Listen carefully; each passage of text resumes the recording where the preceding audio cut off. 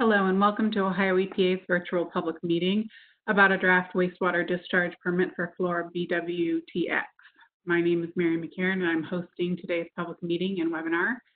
With me virtually tonight are Ashley Ward, Dustin Schutte, and Josh Griffin with our Division of Surface Water, and Jessica Langdon with our Public Interest Center. In a moment, Jessica will begin the public meeting.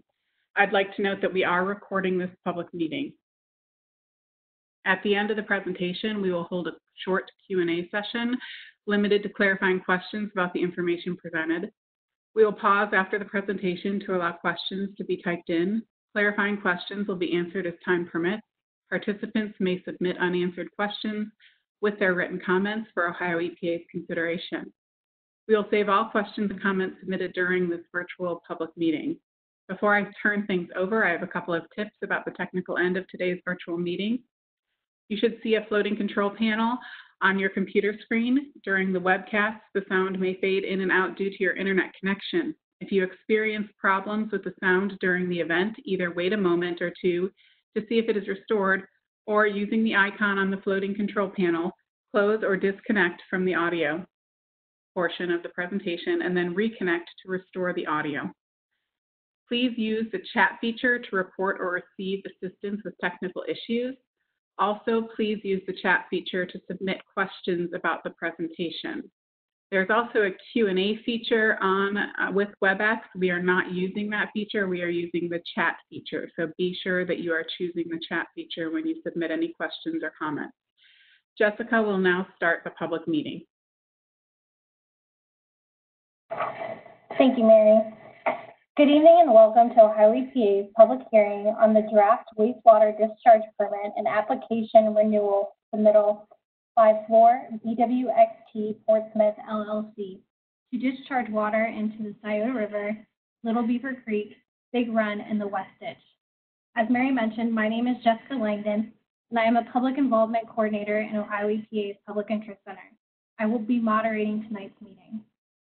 On behalf of Ohio EPA, I would like to thank everyone for taking the time to attend tonight's virtual meeting and for participating in the agency's decision-making process. As a precautionary response to COVID-19, we have decided to conduct tonight's meeting virtually. We want to follow the orders set forth by the Governor and the Ohio Department of Health regarding public gatherings, while still having the opportunity to receive questions and comments regarding this draft permit and application. With me tonight is Josh Griffin, Ashley Ward, Dustin Schutte with Ohio EPA's Division of Surface Water. In a moment, Josh Griffin will be giving a brief presentation on the application. Also on the line is again Mary McCarran, also with the Public Interest Center. I'd like to draw your attention to the files that were attached to this webinar. There is an agenda, the draft permit, and information on Ohio EPA's appeals process. Should the director decide to approve or disapprove this permit, it is subject to appeal. As you may know, Ohio EPA holds public meetings of this type to provide information on permit applications and to obtain comments from any interested party on the permit. Before we begin, again, I would like to explain the format of this meeting. Tonight's meeting will consist of two parts. The first part will be an information session in which we will have a presentation delivered by Josh. Then we will open up the floor to entertain your questions for our staff of panelists, or our staff as panelists to answer. You may ask your question by typing it into the side chat bar. Please select the All Panelists option. Ohio EPA staff will read the question it receives aloud, and then we will respond. I recommend you focus your questions on the topic at hand. This time to ask questions will better aid you in making informed comments. After the Q&A, we will begin the public hearing. The hearing is a time for you to make comments that will be recorded and enter into Ohio EPA's official record. Your comments will then be reviewed and considered prior to the director's final decision on this permit. At this time, I would like to go ahead and introduce Josh Griffin to give the presentation. Hi, as Jessica mentioned, I work in Ohio EPA's Division of Surface Water, and I work in our central office in Columbus. The primary role of drafting industrial and NPDES permits. Just to quickly go over the information I'm going to cover in my presentation, and then kind of the next steps is that I'm going to briefly talk about the National Pollutant Discharge Elimination System, or NPDES, permit renewal process. Briefly cover some background information on the facility. We'll talk about changes in this permit for conditions at the existing outfalls. And we're also going to talk about new sources of wastewater and the additional considerations that we take when there are new sources of wastewater that are referred to as anti-degradation. Then we'll talk about what the next steps are for this permit, and we'll transition back out of this presentation and into the remaining components of the public hearing. So the NPDES permit process, any facility that holds an NPDES permit is required to renew that permit at certain intervals.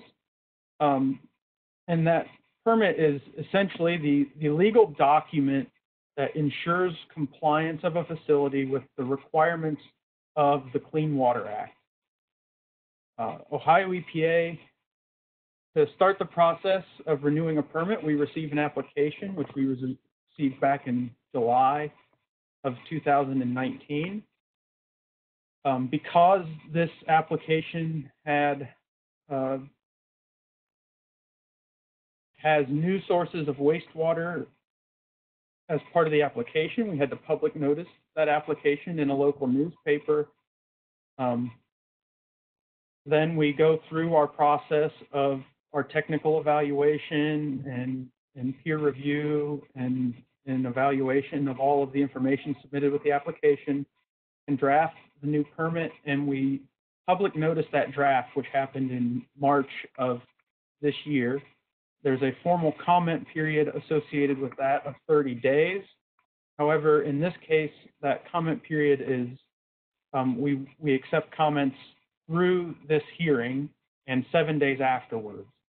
So the formal comment period was 30 days, but we extend that comment period in cases where there's a hearing and accept comments for up to 7 days afterwards. And after all of those comments are considered and any necessary changes made to the permit, the Ohio EPA director takes a final action on the permit.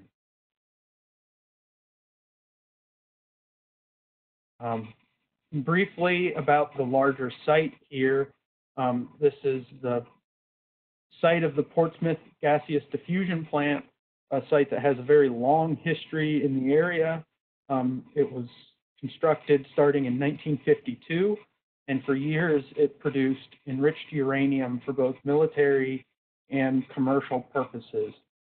Those enrichment activities were formally ceased in 2001, and in that time period, the facility went through various stages of shutdown and idling, and it is now in cold shutdown, and the process of decontamination and decommissioning, or D&D, has started at the site.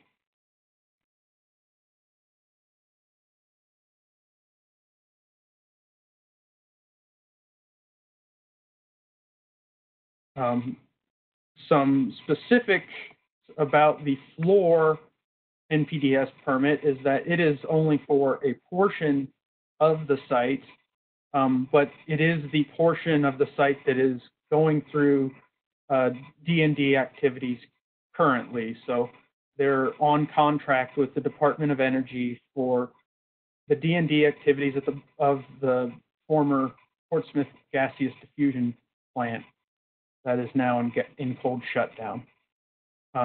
That permit contains 9 discharge locations. Jessica mentioned those were to Little Beaver Creek, Big Run, West Drainage Ditch, and also the Scioto River. And there are additional outfalls within that permit that are internal monitoring stations to monitor specific processes that might be tributary to a different NPDES or a different final outfall location where the discharge occurs to surface water, and also ambient sampling stations that feed into their toxicity sampling requirements at some of the outfalls, and also some of their ambient sampling includes temperature limits for outfalls that were impacted by cooling water discharges. These permits, I mentioned that they're issued for a period of time. They're issued in Ohio. We issue our permits for 5 years. And when a renewal is processed, we consider all changes to regulations, guidance, and policy at Ohio EPA. And also we reevaluate the performance of the facility utilizing any and all data, including priority pollutant scans submitted by the facilities that are a scan of a wide variety of pollutants of concern that we are then able to reevaluate the impact to Ohio's water quality standards. And we utilize that data to go through a process that we call evaluating reasonable potential.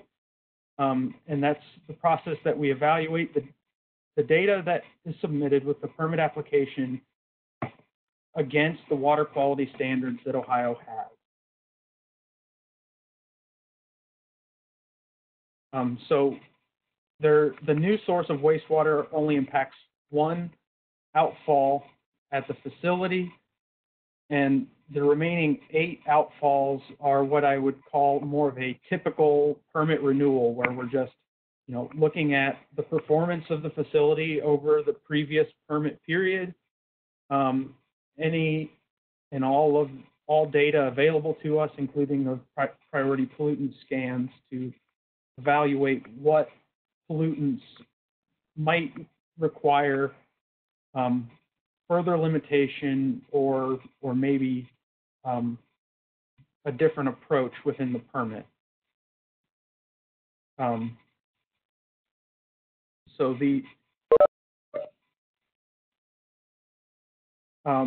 at those outfalls, following our evaluation, there were a number of changes that happened within the permit, and I'll highlight those changes in the next couple of slides. So there are 2 outfalls that have a mercury variance at the facility, which is a way that they go through a process for reducing mercury in their discharge to approach meeting the water quality standards at the end of pipe, which the variance is something that started when, rather than allowing dilution for mercury in NPDES outfalls, we apply limits for these bioaccumulative chemicals of concern, which mercury is considered, at the end of the pipe. So they don't get any dilution for mercury at any of their outfalls.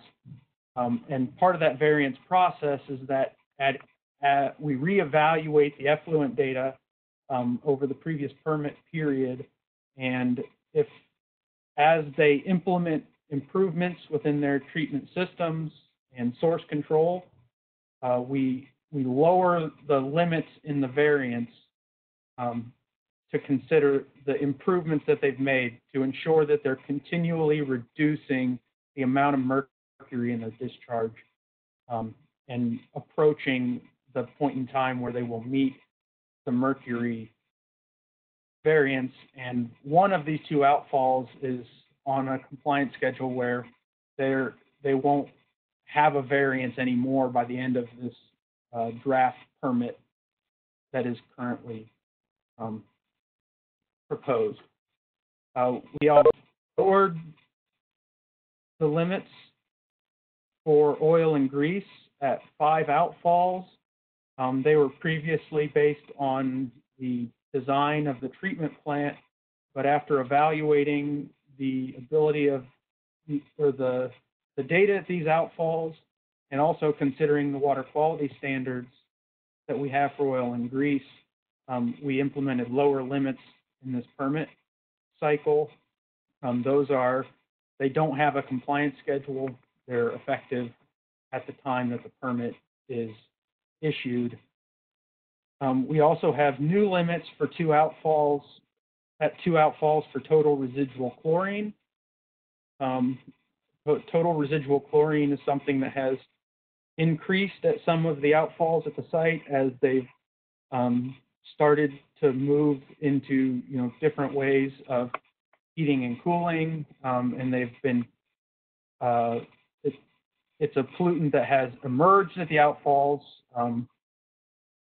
and we've determined that it's necessary to implement limits, and there is a compliance schedule for the facility to meet those limits in the new permit.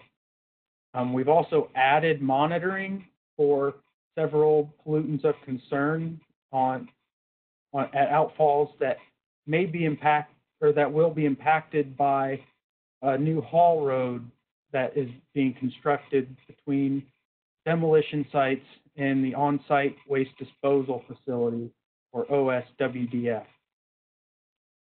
And that impacts 3 outfalls, so that's additional monitoring based on the D&D activities that are ongoing.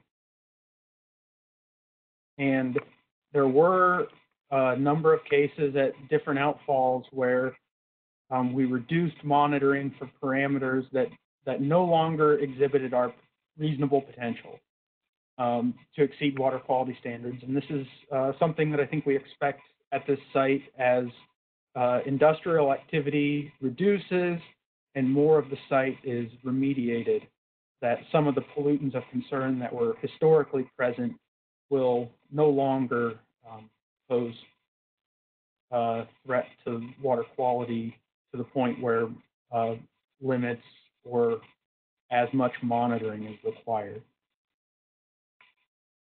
Some other permit changes are we added a new benchmark requirement for total suspended solids in the stormwater that leaves the site. So almost all of these outfalls collect water into control ponds, and those control ponds have a design capacity for the amount of water that can be treated in a 24-hour period.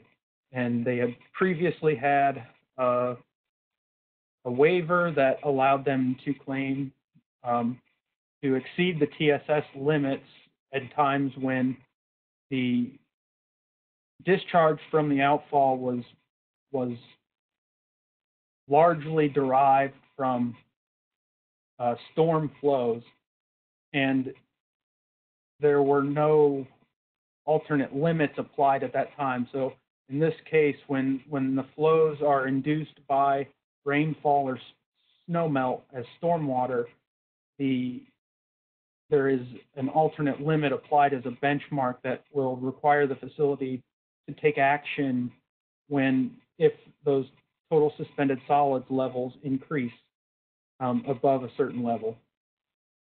And the internal stations and ambient stations, we have not changed any of the monitoring frequencies or limits at those outfalls.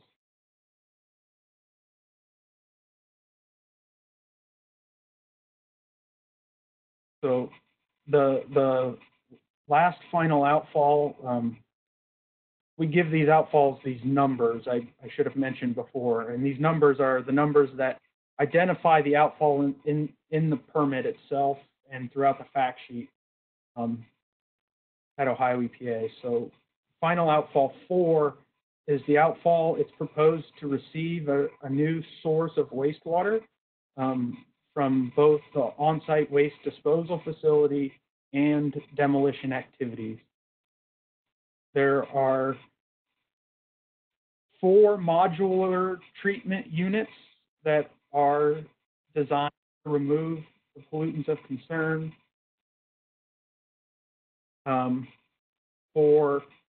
from these sites and treat the leachate from the OSWDF.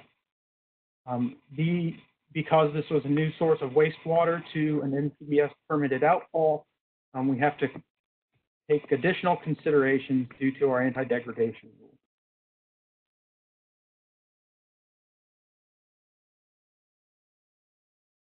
So this is the same map of outfalls that I showed earlier, but I'm highlighting the final outfall 4 on the west side of the site that discharges to the Scioto River, which is just off of the page. The outfall also collects water from a non-contact cooling tower, and it will in the future, or it's proposed to collect water from the 4 new modular treatment systems.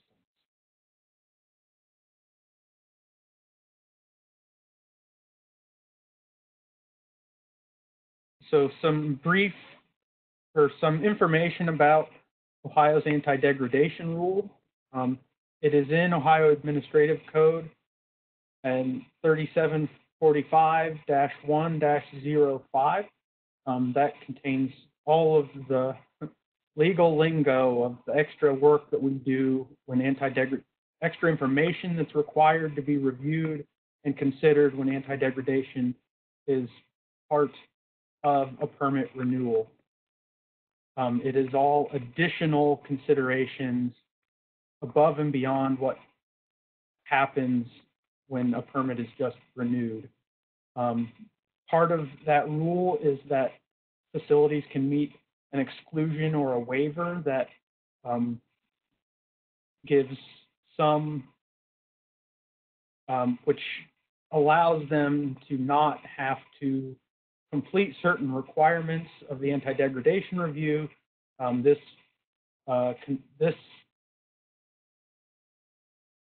application did not meet any of those exclusions or waivers, so we have to complete a total review, and we have to complete, which includes an analysis of alternatives, and within that, a socioeconomic justification. And another thing that the anti-degradation rule requires is that any new sources of wastewater must utilize best available demonstrated control technology.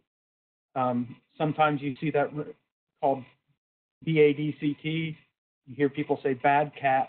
Those are all terms to mean the same thing, but it is a high level of treatment, and that level of treatment is required regardless of whether or not more pollutants could be discharged and water quality standards still be maintained. So the high level of treatment is a requirement, even if there are no limitations based on water quality.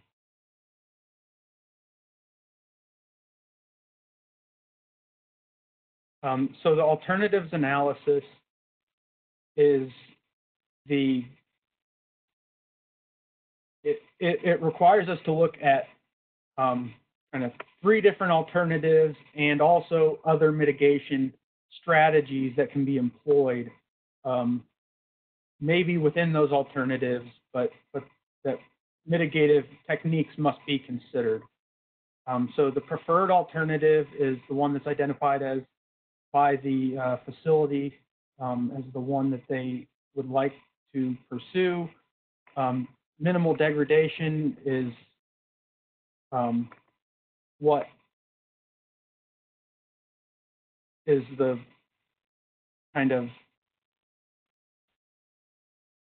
they're hard to describe in the context of this property because there is an existing degradation of water quality, and all of these mean something different. So typically minimal degradation would be more effort than the preferred alternative, and non-degradation would be no discharge of pollutants, and sometimes that could mean tying into an existing POTW that has capacity to remove the pollutants without the need to increase the level of pollutants in their discharge. It could mean a no discharge alternative in some cases. But we're going to go through what those alternatives mean in the context of this facility.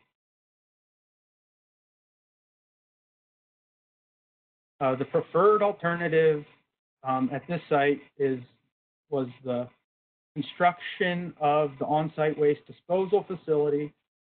So there are two new sources of wastewater, both from the demolition areas and also from the leachate from the on-site waste disposal facility.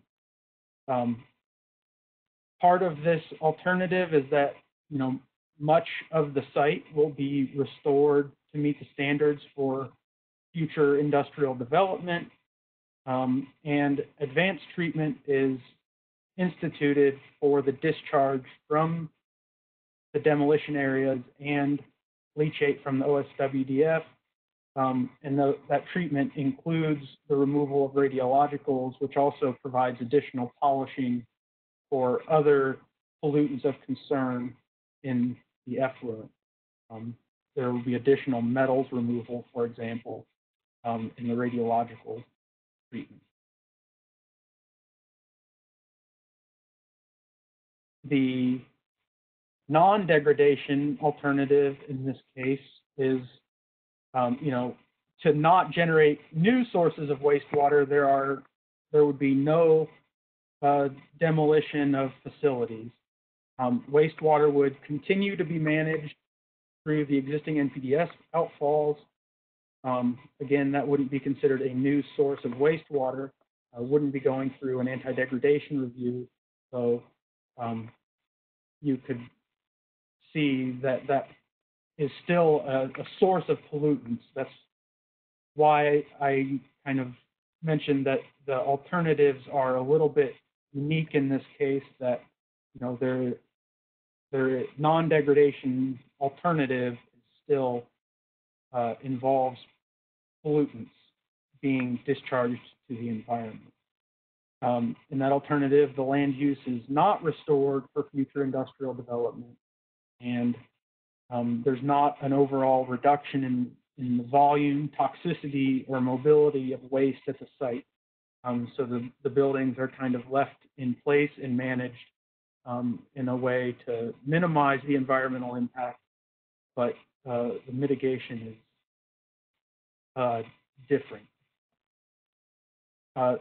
The minimal degradation alternative would be a circumstance where the OSWDF is not utilized.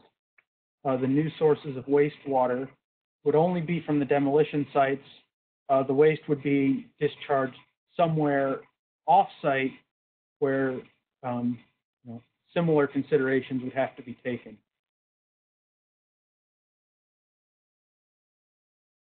I just saw a note that someone can't hear me. I would like to confirm that it's. We can hear on this end, if anybody else who is a participant listening in cannot hear, please chat in whether you can hear or not, and you can do it to all panelists.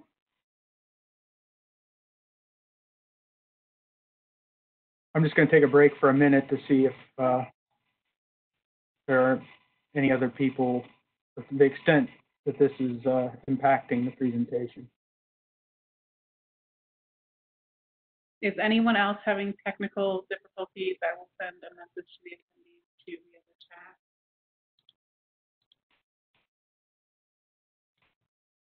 chat. We got a message that somebody can hear it. It might just Mr. Vaughn. Well, he can't hear us, so I will send him a message to see if he can go out of the webinar and enter back in. It might be his computer connection.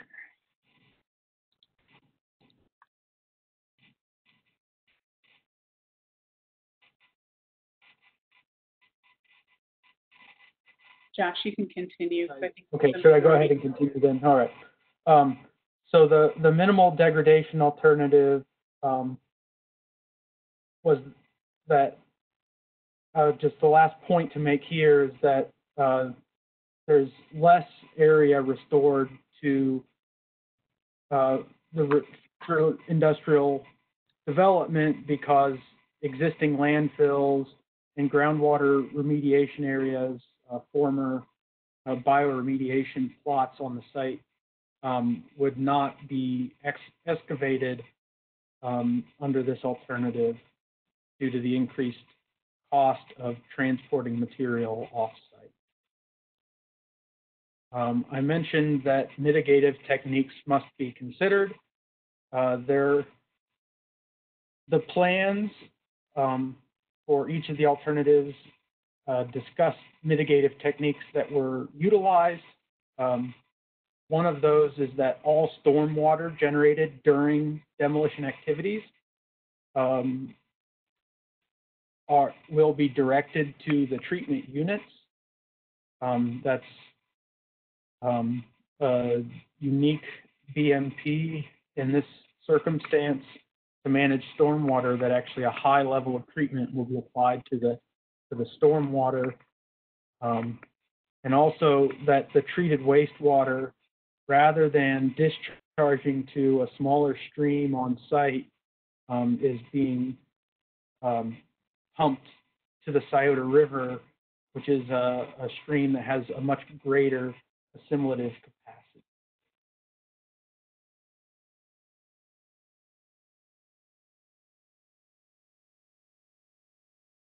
So following the consideration of the alternatives, Ohio EPA's ultimate judgment is that a increase or a degradation of water quality is required.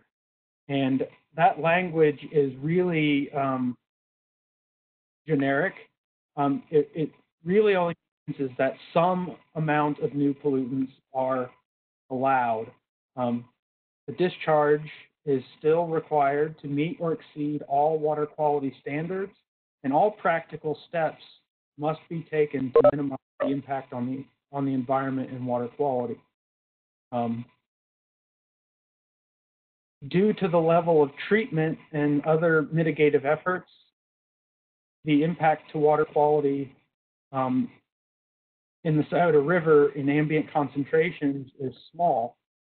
And as a result, when we proposed or when we drafted the new permit, there are not a lot of new permit limits for the outfall. Two parameters were given limits in the new permit, and that was copper and total suspended solids. So those are the two parameters that have increased permit limits to the Scioto River. The determination that copper needed a limit is largely based on the historical discharge and issues that were at the facility with an existing cooling tower, not the new discharge. If the new discharge were considered on its own, copper would be in the same group as the other parameters that are only requiring monitoring. That's not to say that there is no consideration of the amount of treatment that is required. The best available control technology is still required at the treatment units, and those treatment units are actually part of the CERCLA management plans on the site. So there are different requirements for those treatment units, that there are monitoring requirements and verification requirements that they're operating to the levels that they're required to. However, because the levels that are being discharged to the Scioto River,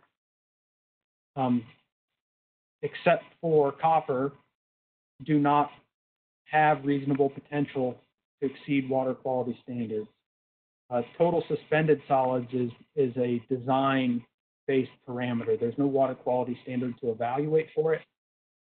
Again, reasonable potential for total suspended solids, but we do limit it as a as a technology standard, in this case based on the treatment design of the existing source of wastewater, which is the cooling water, and the addition of new wastewater utilizing the design capacity or the design specs for the new treatment units.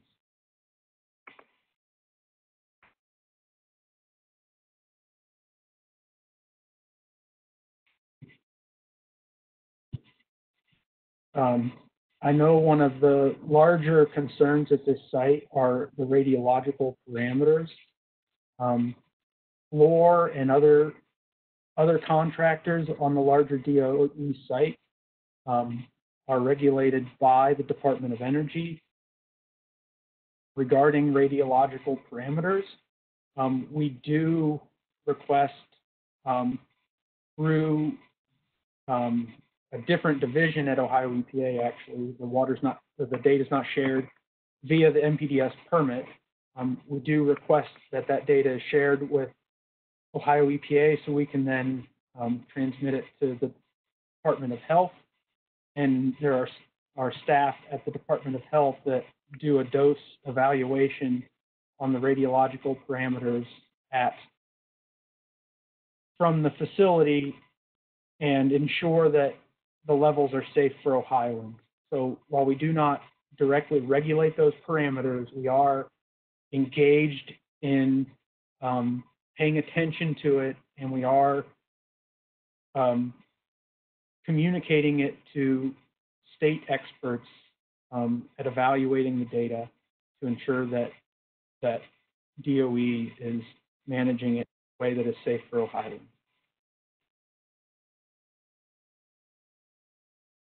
So the next steps for this permit, again, we will accept formal comments until the close 7 days after this hearing, which is the close of business on April 29th. And we will then consider all of those comments received in writing or during the hearing. We will make any necessary changes to the draft permit, and the director will then make a final decision on the permit. When we announce the final decision and issue the response to comments, and then the final decision of the director is appealable to the Environmental Review Appeals Commission.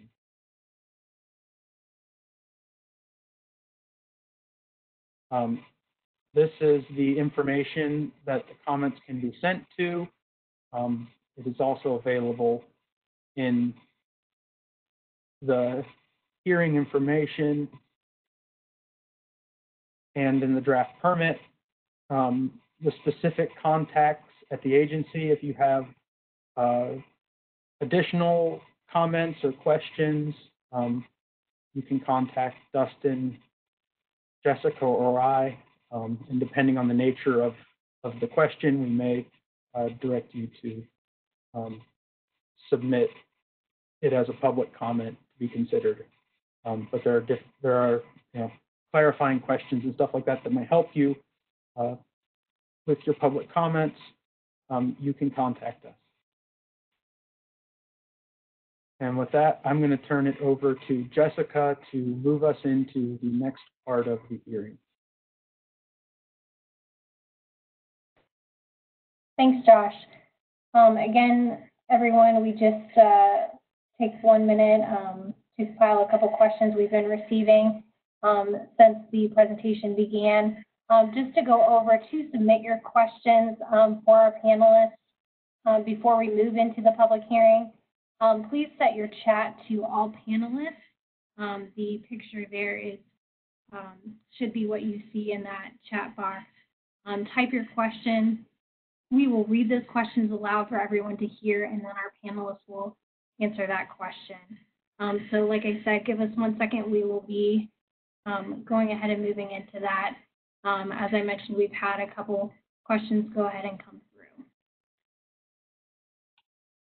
Okay, I will go ahead and read the first question that has come in. First is a comment. We ask that nothing else be discharged to the Scioto River until we have a full investigation on the on-site and off-site. The first question is, the west drainage ditch lies near the depleted UF6 cylinder yard. How will the Ohio EPA monitor the liquid releases from the cylinder yard as it drains into the west drainage ditch, then directly into the Scioto River?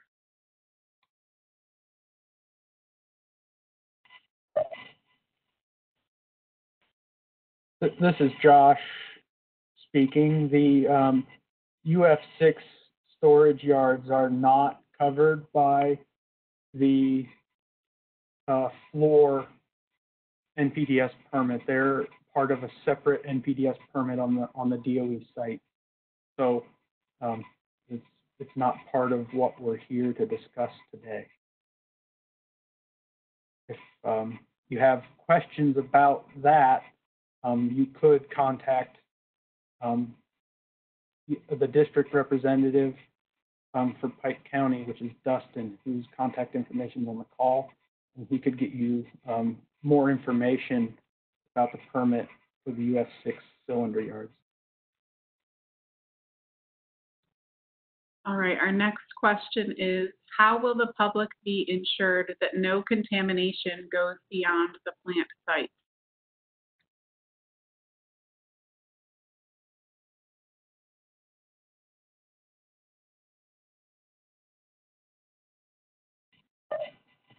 This is Dustin Schutte. I'll take the first stab at this. So the NPDES permit is what we use to monitor these permitted outfalls to make sure that any pollutants discharged are within an acceptable level. We monitor these closely for compliance, work with the facility to make sure that all the levels are discharged to what we've determined to be an acceptable level. But that's just as it pertains to the NPDES permit.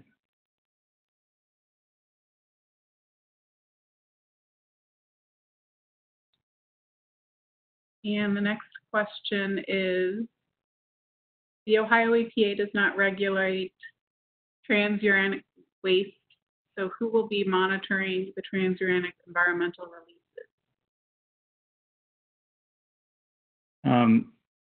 US DOE monitors the radiological parameters as part of a US DOE order that they are subject to. And as Josh mentioned, there is the data sharing provision where we do receive the data and have it evaluated by the Ohio Department of Health.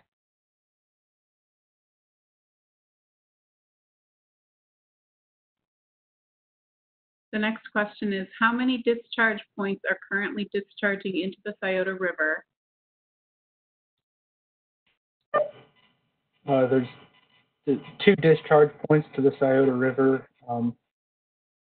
Is it okay if I go back to a slide to discuss this? Of course. Can you? Yeah. Okay. I just wanted to make sure the presentation was still visible.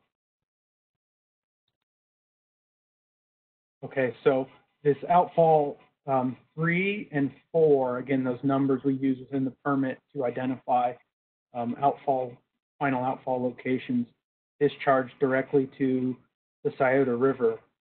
Was that the extent of the question, was how many discharged to the Scioto River?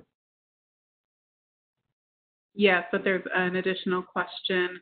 How many discharge points are currently discharging in the Scioto River, and how many more discharge points and/or pipes are planned to be built for additional discharging? There will be no new discharge points. There will be new sources of wastewater introduced to Outfall 4, which goes to the Scioto River.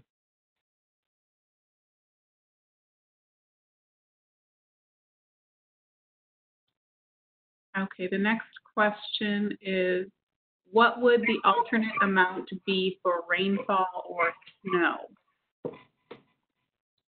Those alternative amounts, so there's a certain amount of precipitation that is necessary to have occurred before the alternative limits would apply. That amount of rainfall or snowmelt was determined by the 24-hour retention capacity each of the ponds. So it varies by pond based on its ability to treat a certain amount of rainfall, and it varies from I think around 1/10 of an inch up to 4.5 inches, depending on the pond. Some of these ponds have more capacity than others relative to their drainage area. And this is a provision that the alternative or the waiver or exemption from the TSS limit was something that existed in the previous permit.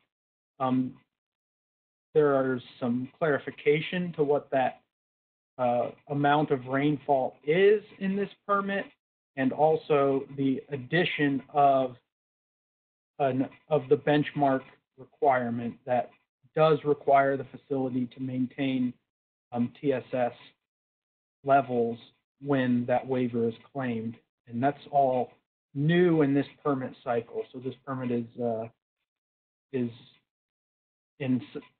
it's more restrictive, or at least more prescriptive for what that exclusion is and what the expectations are when that exclusion is claimed by establishing that alternate limit. Okay, the next question is, what is socioeconomic mean to this project, or what does socioeconomic mean to this project? So there is, in this project, I think the socioeconomic considerations are really, what are the impact to the economy locally by both proceeding with and not proceeding with the project. And, the information we were presented identified that, the site will be restored to an industrial, the ability for future industrial development, which has a positive impact on jobs in the area, and also that there are more jobs created in the interim if the D&D activities proceed and the site is mitigated in that way, rather than attempting to manage the buildings in place or pursue other means of remediation that are maybe not as extensive as what is currently planned.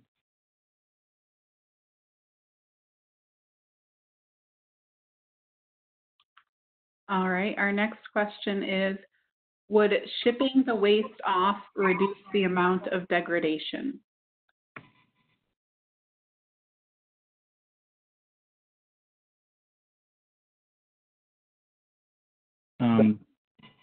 Go ahead, Dustin. Okay. I would say off-site waste shipment would reduce, for say, the leachate coming from the OSWDF, because there would not be an OSWDF, but you would still have wastewaters associated with from the contaminated groundwater, from excavating plumes, and stormwater runoff from the D&D activities. So it would reduce it, but there would still be degradation to consider.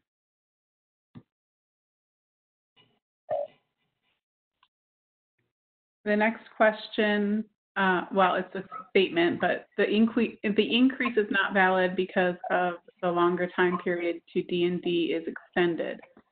So the cost savings is not valid.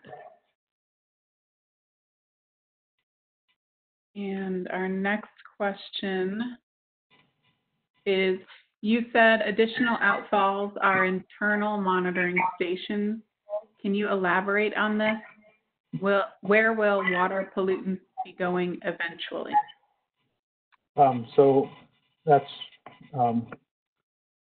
probably poorly stated by me. So the internal monitoring stations are attributed to kind of discrete processes and internal treatment trains that are employed at the facility. And there are limits associated with some of those, and also, but they're not required to meet water quality standards at those locations because they discharge at a different point. So they're essentially places where some sort of technology standard or process is being evaluated internally to ensure optimal treatment of an internal waste stream before it moves to the final discharge point. Sometimes these are things that are often combined at individual outfalls or at different outfalls. For example, the internal monitoring stations you can see on the map identified as 602 and 608 on the south side of the facility, both discharge through final outfall 002. And there are monitoring requirements and limits at both of those stations. However, they are not evaluated for water quality until they discharge the big run, outfall of 002.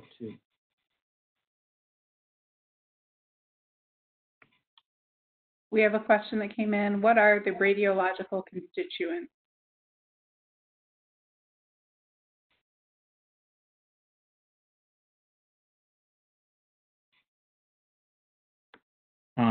I do not have a list of constituents that in front of me that DOE analyzes per their order, but those can be easily obtained later unless someone else has them. I also don't have the list with me right now, so that's one we can follow up with. The next question is, describe the treatment units and their efficiency. Why do they not reduce to 0 levels for the various pollutants?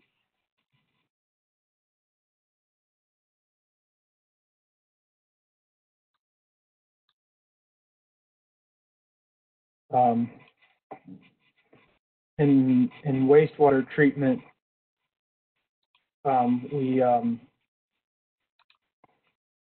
there are, I'd say, physical restraints to reducing to 0, and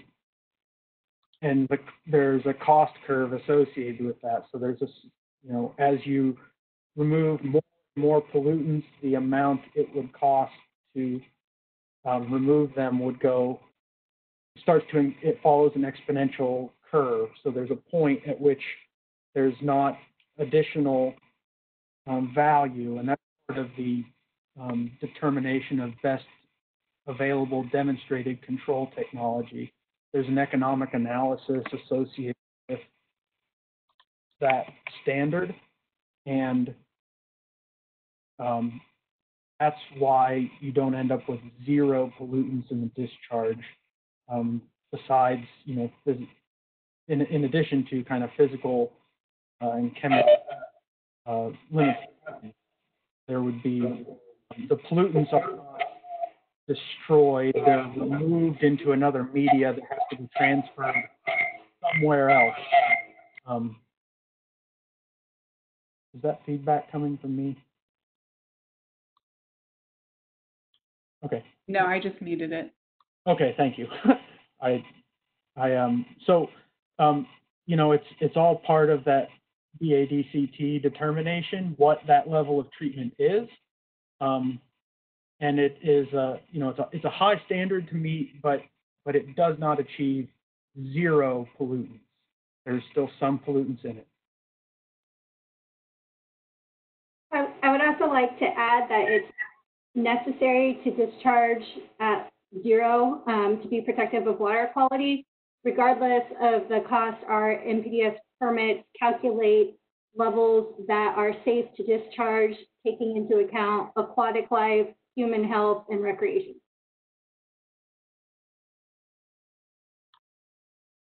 The next question we have is, what is the frequency of monitoring for pollutants, and is this monitoring in real time? The frequency varies for different pollutants, and that's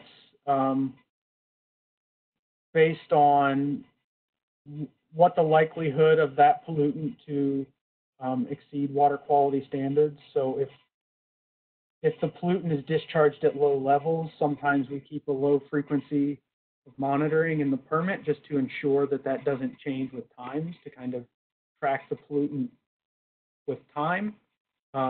If it's a pollutant that we know that either the treatment, there's variability in the treatment, or there are things that can change quickly on a day-to-day basis.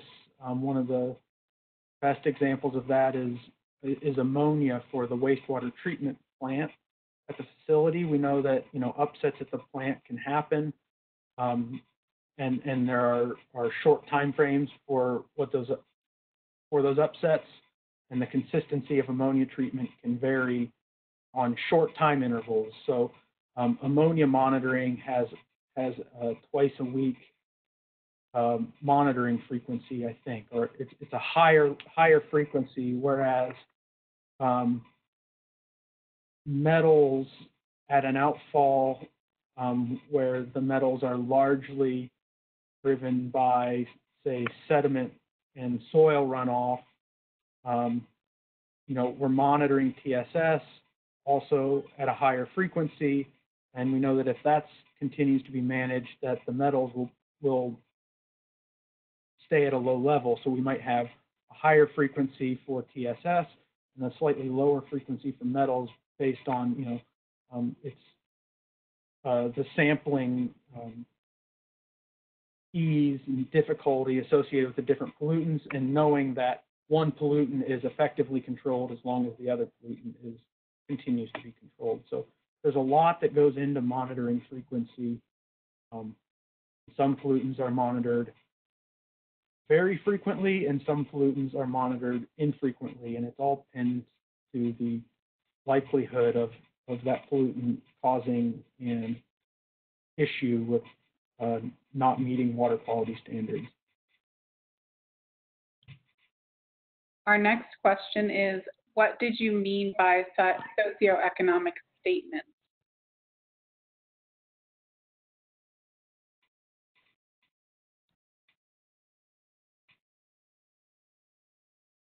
I'm not sure if is this based on my response in the previous question. I'm not. I believe it is, because it came in after your previous response, but maybe just repeat that response for clarification. So maybe to add something to that previous response, the facility submits information with the NPDES application that discusses socioeconomic impacts from the project. So when I talk about the impacts, I'm talking about the efforts that were done for the facility to complete that part of the application, and the information that they provided with the application for the socioeconomic impact. Thank you. The next question is, what is the expected daily discharge to the SocioEconomic?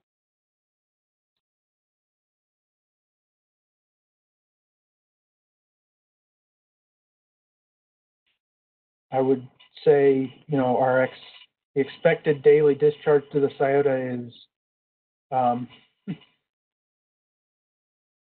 is something that's expected to meet water quality standards, and based on our evaluation of the discharge, and I'm guessing we're largely talking about Outfall 4 here. That discharge is, except for copper, based on the water quality-based evaluation, the expected effluent quality, conservative estimate of the expected effluent quality will not exceed 25% of the allowable discharge before our water quality standards would be violated. So that means something different for each and every pollutant that is discharged. Some of the pollutants, like total suspended solids, and mercury and copper, have mass limits within the permit. The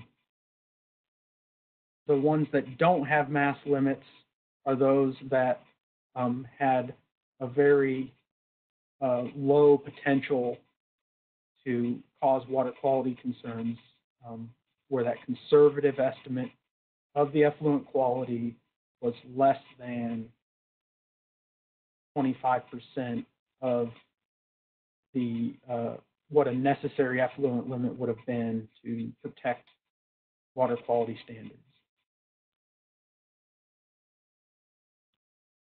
Okay, the next question is, you made a statement about on-site disposal being cheaper. That was due to the shortened time period. The longer time period is made, I've read this one, it's a repeat.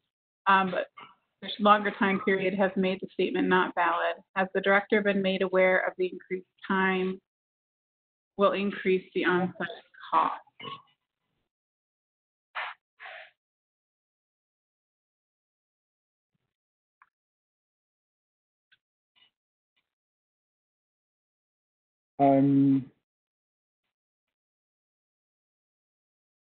This is Dustin. I'm sure that the director is aware of the time frame with the construction of the WDF, but with relation to cost, I know that is largely being looked at in terms of when the preferred alternatives were presented for how to remediate the site. And that's what influenced the records of decisions that were signed in 2015. But for this particular project, those time frames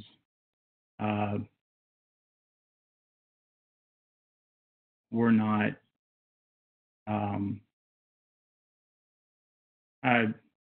so they weren't so applicable for this particular NPDES permitting process. Those were handled more under the records of decision that were decided for the site. All right, our next question is starts with a statement. For years, DOE brought in recycled high-level radioactive waste and ran it through the process buildings, contaminating the entire site with technetium and transuranic. I might be mispronouncing that. The department called this material by over a dozen different names. DOE continues to deny that radioactivity is coming off the site, suggesting that transuranics are found in off-site air. Quality monitors on above-ground nuclear testing during the Cold War. Expert analysis has proven that on-site americium, neptunium, and plutonium were found in DOE monitors and in local streams and attics. We do not see the technetium or any transuranics listed with the elements. Why is this? Will ODH be testing for these?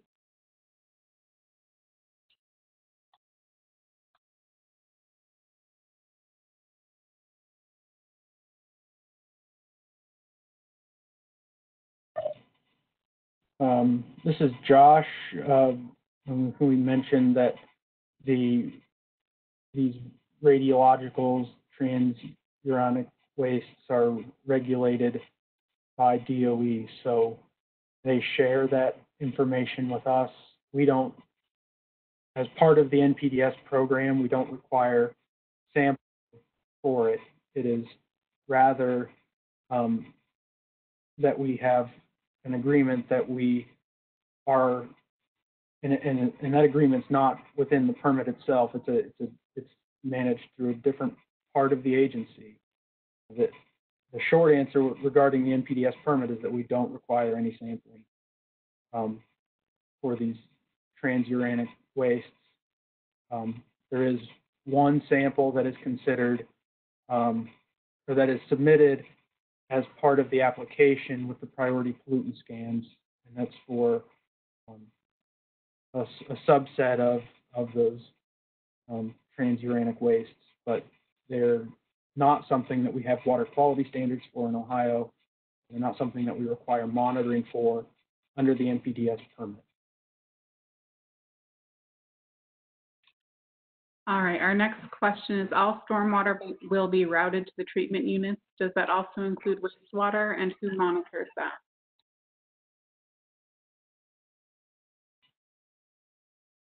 The wastewater generated at the site is going to be managed via the existing NPDES outfalls. Once decontamination and decommissioning activities commence within the buildings, there will be no process wastes anymore. So all stormwater, or all water that is generated from a site that's actively being demolished will be stormwater.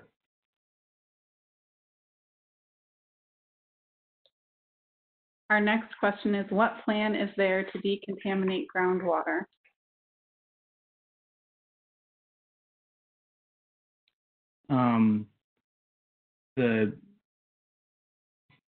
When part of the process for remediating the site, part of the plan is to excavate contaminated groundwater plumes. As that's excavated, the soil will be used for fill up of the OSWDF, but then contaminated groundwater will be treated through the new treatment trains that are eventually routed through Outfall 004. Thank you. The next question is the chemical toxicity of effluent being released considered and analyzed by the Ohio EPA?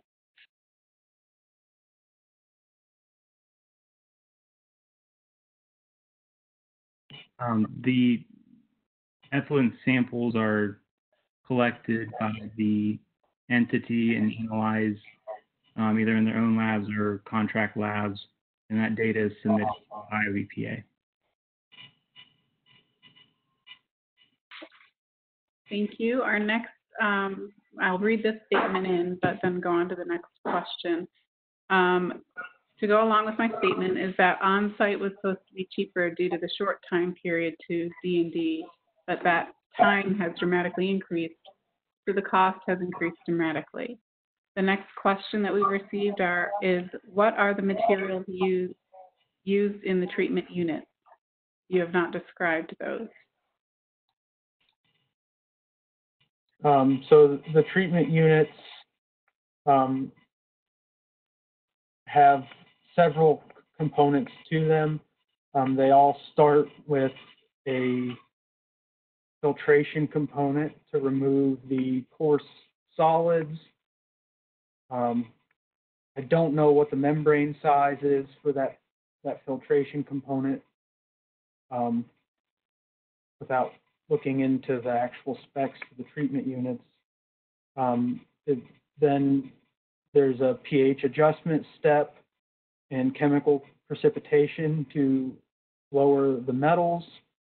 There is an air stripping component to treat the volatile compounds that are largely expected in the groundwater remediation excavations. It's polished with activated carbon to further manage those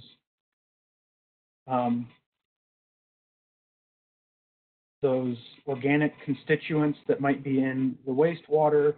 And the final step is an ion exchange process, which is where more metal addition removal will be realized, but that process is included to remove the radiological parameters.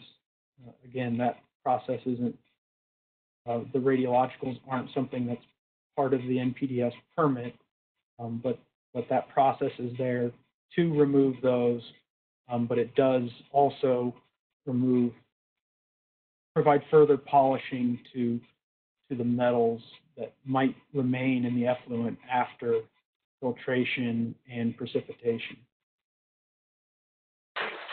The next question is, how is this permit different than the discharge limits and elements from the Village of Piketon or Waverly community?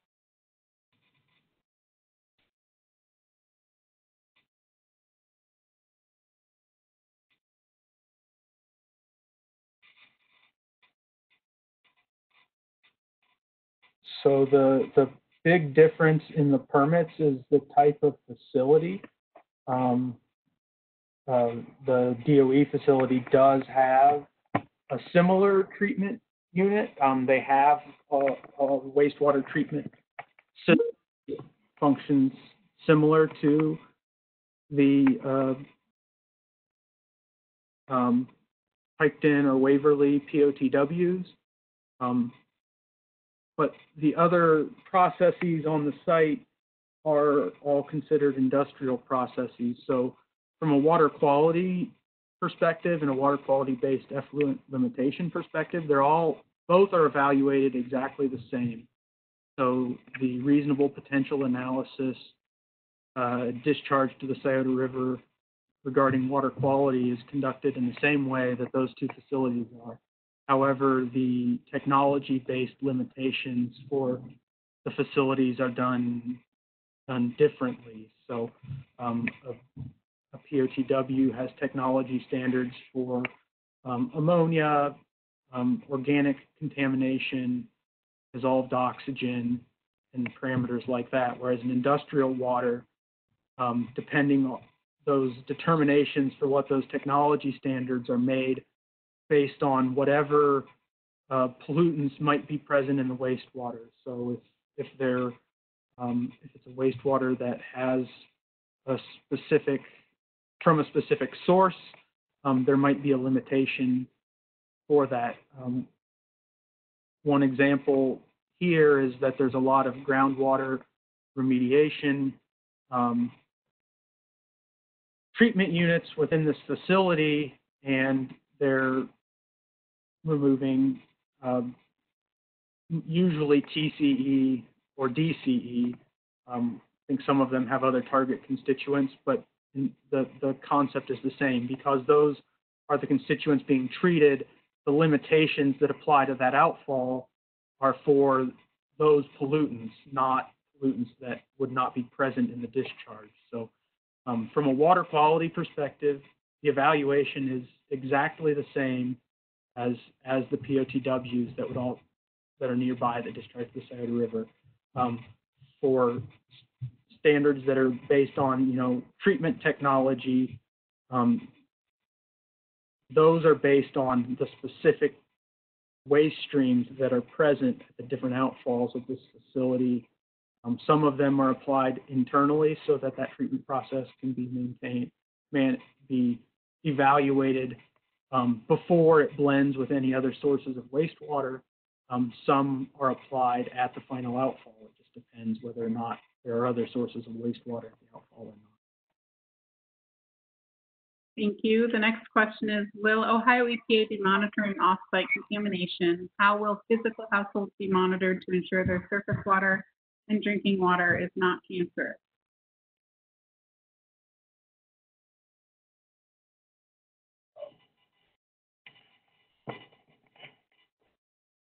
For this NPDES permit, as far as the not the internal outfalls obviously, but the final outfalls, all those samples are collected at the discharge point. So that's how we monitor for exceedance and permit limits for the NPDES permit. Okay, our next question is, what are the discharge volume gallons per day in total?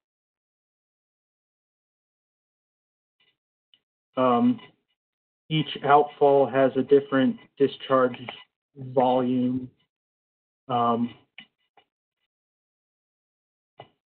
that's, I believe all of that information is presented in the fact sheet. what those discharge volumes are. I don't have that information pulled up in front of me to run down the table to say them out loud, but those discharge volumes are presented in the fact sheet. They're part of the evaluation of the massive pollutants that would be discharged to develop the waste load allocations that would be protective of water quality standards. Thank you. And where exactly on the site is the testing monitoring of discharge being done? Is Fluor doing the testing? What happens when a spike is found, and will enhanced treatment be employed? For sample collection, it would either be done by Fluor or a subcontractor of Fluor. The analyzing of the collected samples, a lot of those samples are shipped off to other laboratories. Fluor does some analysis in their own on-site laboratory. Spikes are watched for, as in the monitoring, or if it exceeds the permit limit. When that happens, Ohio EPA, the facility submits to Ohio EPA the reason for the exceedance and what's being done to address the exceedance.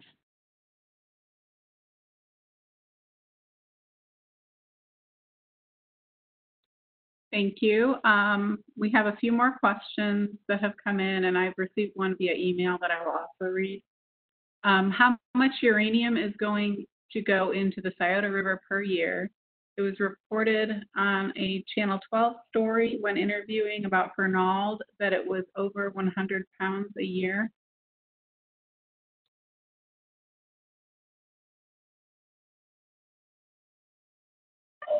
We didn't evaluate the mass of uranium that would be discharged by the treatment system because it's not something we have a quality standard for.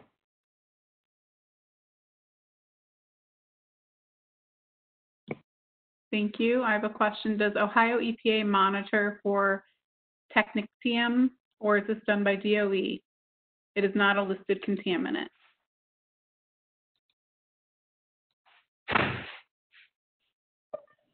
That monitoring is all done by DOE. Again, we have the they share the data with us, but Ohio EPA doesn't evaluate it, and we don't have water quality standards for it. Our next question is, would you drink a glass of water directly off-site of the Scioto River?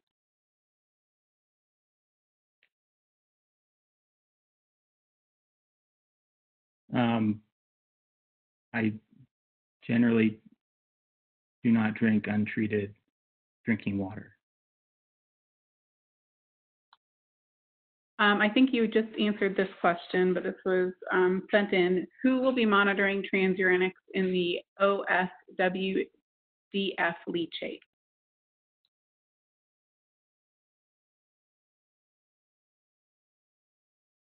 Yeah, Josh mentioned that the transuranics would fall under the radiologicals that are monitored by DOE. Thank you. The next question is, has a recent study on the aquatic life been performed on Little Beaver Creek and any other tributaries and the Scioto River fish and other aquatic life and animals in the affected areas? I can't remember the dates exactly, but the information on recent biological surveys is included in the fact sheet. I believe the Scioto was last monitored in 2011. Little Beaver Creek was prior to that, so it hasn't been monitored for aquatic life. Very recently, the Scioto River was in full attainment and has historically in this area been in full attainment of our aquatic life uses for the Scioto River.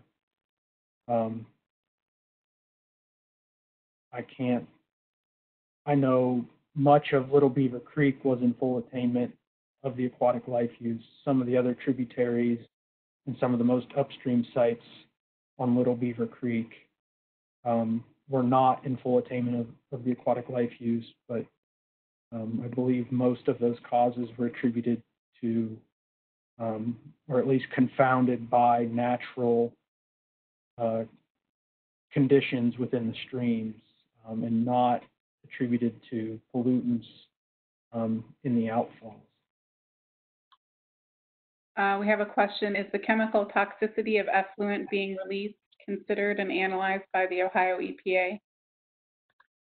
We do consider effluent toxicity for the outfalls.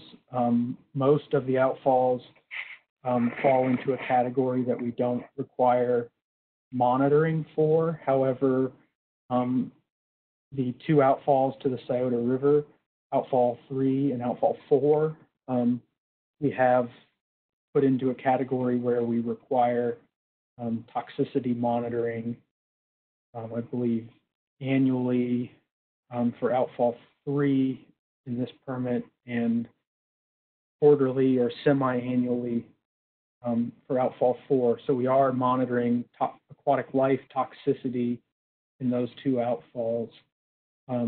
Based on historical performance and the expectation of the new outfall, we have not applied limits for toxicity, but the monitoring is ongoing to ensure that the outfalls aren't acutely toxic to aquatic life. Thank you. The emailed question, the first one is, under the format, you're not identifying who's asking the questions, why. The reason I am not doing that is just for privacy, because I didn't, at the beginning of this meeting, announce that I would be announcing people's names if they ask the question. However, this webinar is being recorded, including the chats and Q&As that came in, and everybody is identified who is registered in those, so those will be part of the official record. Another question is from the email is, if you are degrading the Scioto River, are you not degrading the Ohio River as well?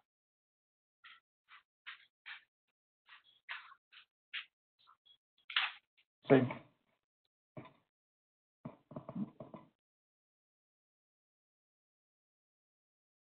Our, you know, the Scioto, the same, you know, there would be some local assimilation of pollutants in the Scioto River. Based on our water quality standards, they would be more restrictive in the Scioto River due to its size relative to the Ohio River. So the determination that pollutants wouldn't exceed water quality standards in the Scioto River is also effectively a determination that it would not exceed water quality standards in a larger downstream body of water. Thank you. And that question came from Jeff Walburn via email. He asked me to identify him. His statement after that question is, DOE suggests through the SSAB that only 5 counties surrounding the plant are stakeholders. Kentucky would be a stakeholder here, and the Ohio River is being degraded. And when you monitor the river in its banks. Currently, the Scioto is out of its banks, and the entire bottoms are affected. Have you contacted the Corps of Engineers, and do you intend to have a finding of fact hearing?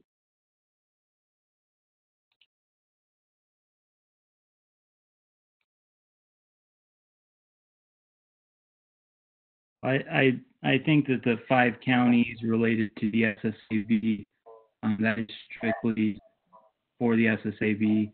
For a permit action like this, there's no limits on who could be an interested party in this permit action.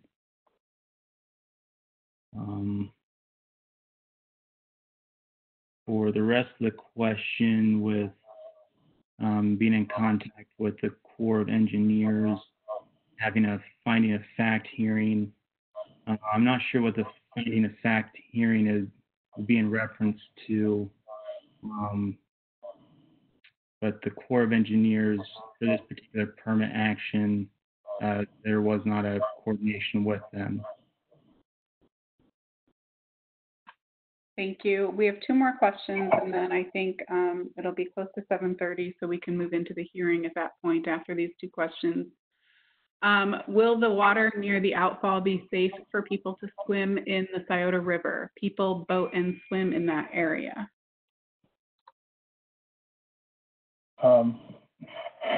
We evaluate all discharges against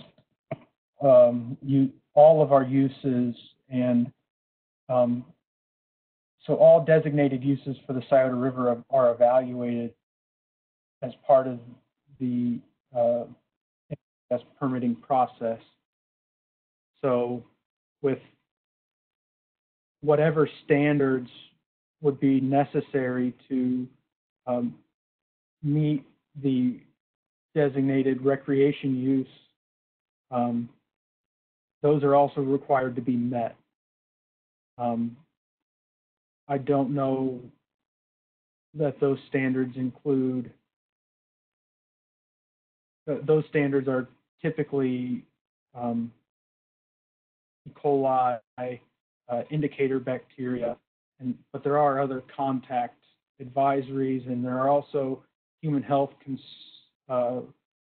evaluations associated with the impact to fish and fish tissues. So the NPDES permit considers all of those uses and the impact to the Scioto River.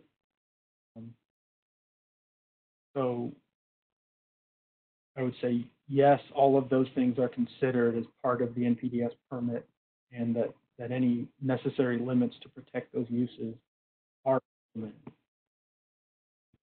The Scioto River has the same fish consumption advisories. There's the statewide mercury advisory, but I believe that fish consumption is not limited in that part of the Scioto River beyond that statewide advisory. So I think the NPDES permit does address those concerns for the Scioto River.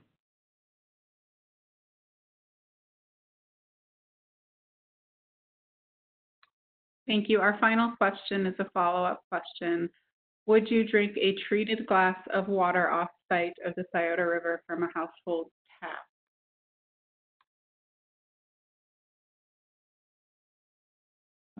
Since I was the one who said I would not drink untreated water from a water source, yes, I would drink treated water as long as it was treated to an appropriate level.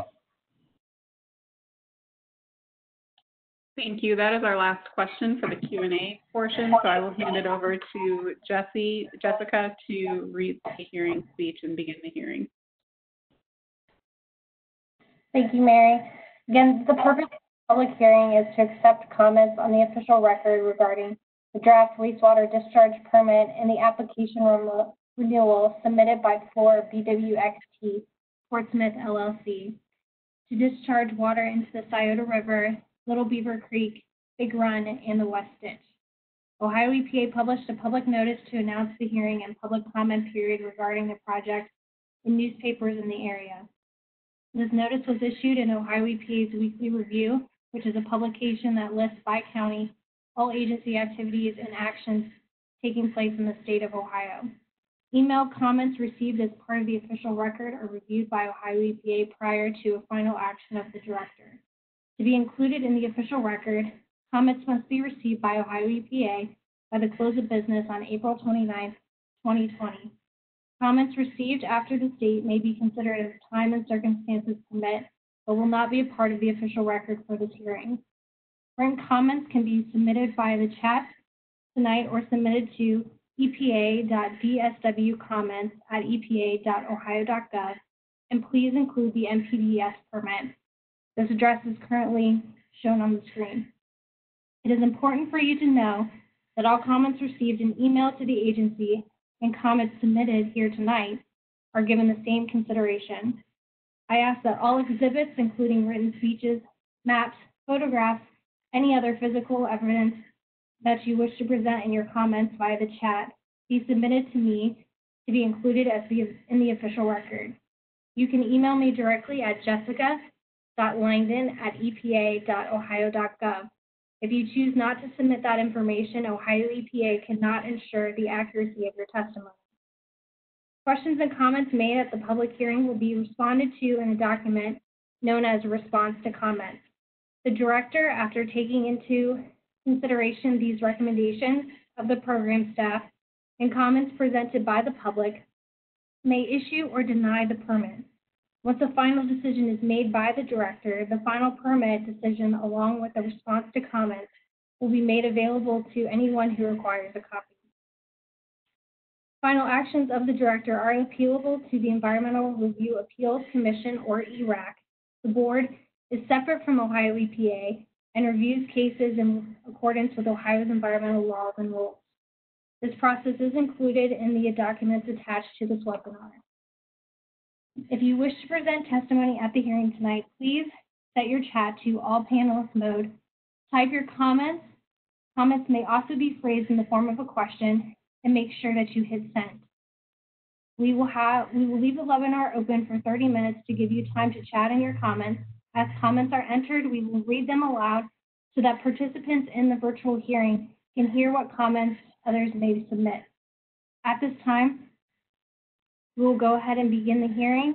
Again, please email any other comments that you wish to accept on the official record by the close of business on Wednesday, April 29th.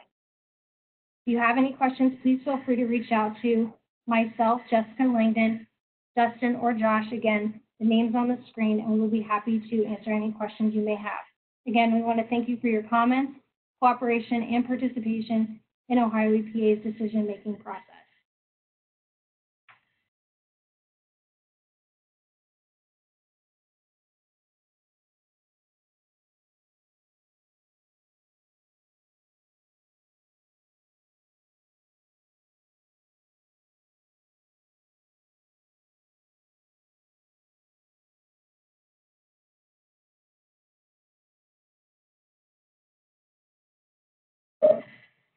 Our first question is, will the water near the outfall be safe for people to swim in the Scioto River? People boat and swim in the area.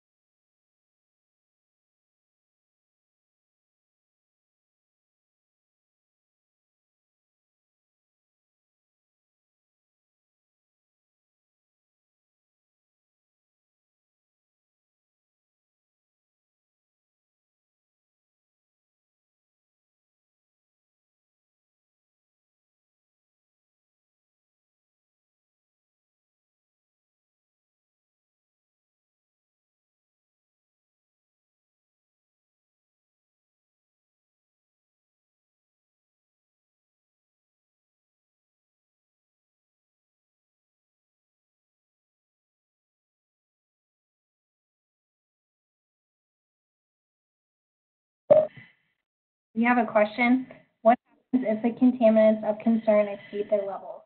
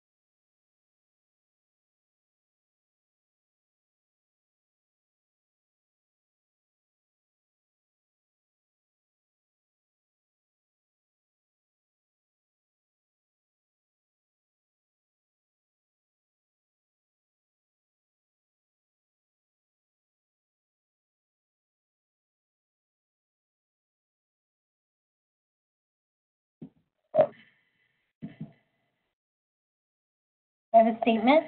The Village of Piketon had a third-party assessment on the record of decision from 2015 for the on-site disposal and found fractured bedrock below what was misrepresented to the public. Could Ohio EPA have the record of decision open for the public?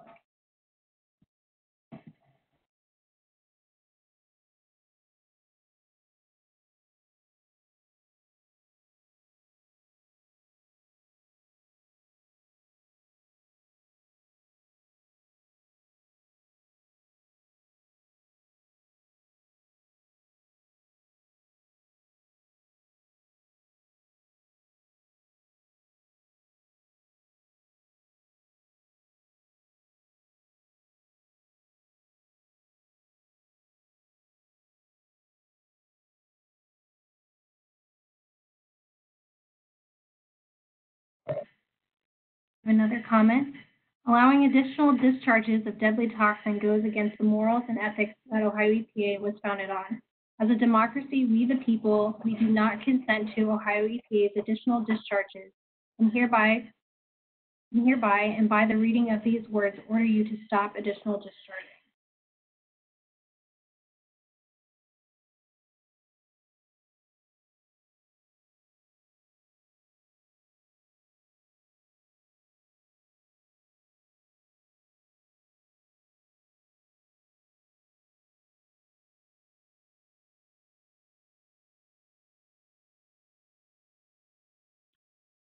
I have received a technical question.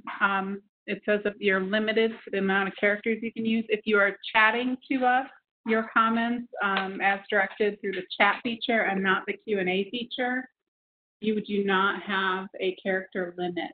In the Q&A feature, you do have a character limit, and that's why we've asked you to use the chat feature today.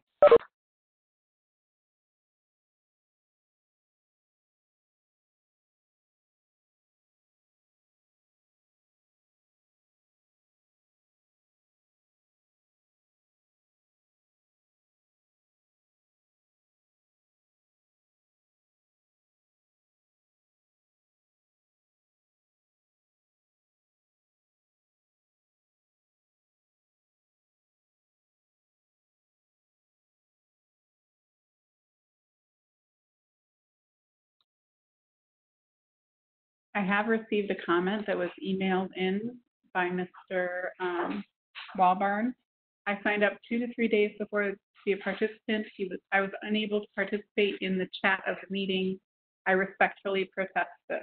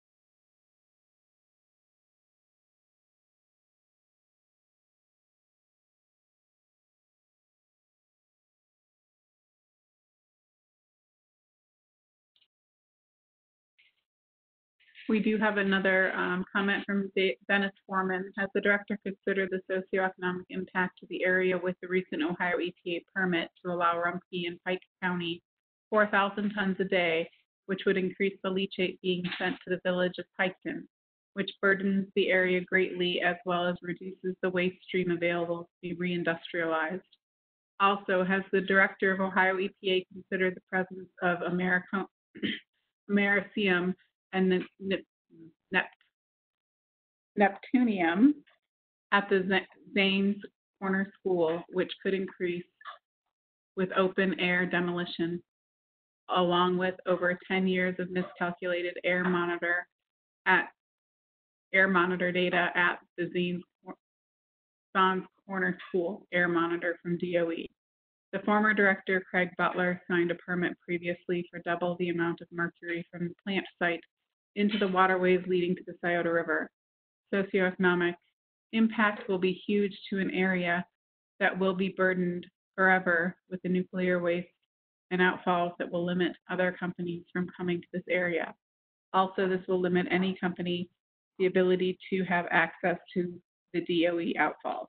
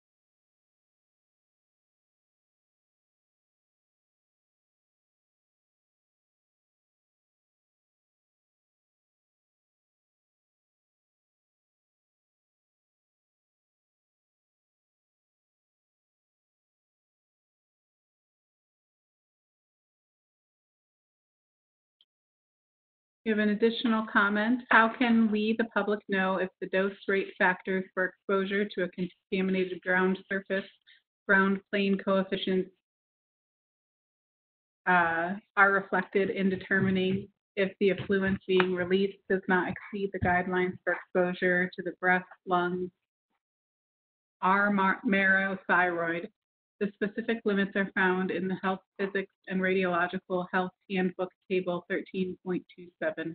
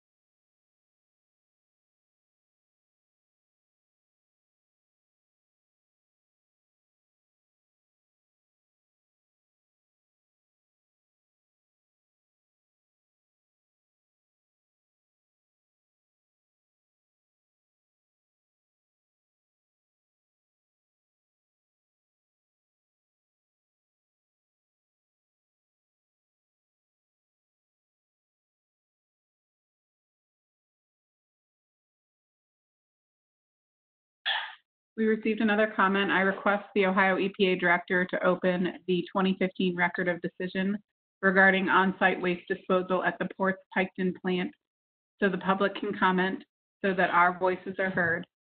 This is still the United States of America, and our voices should be heard, especially after a flawed 2015 Record of Decision was issued with misleading data on fractures, and recently the over 10 years miscalculated Zons Corner Air Monitor DOE data. Pike County, Ohio is not an environmental sacrifice zone.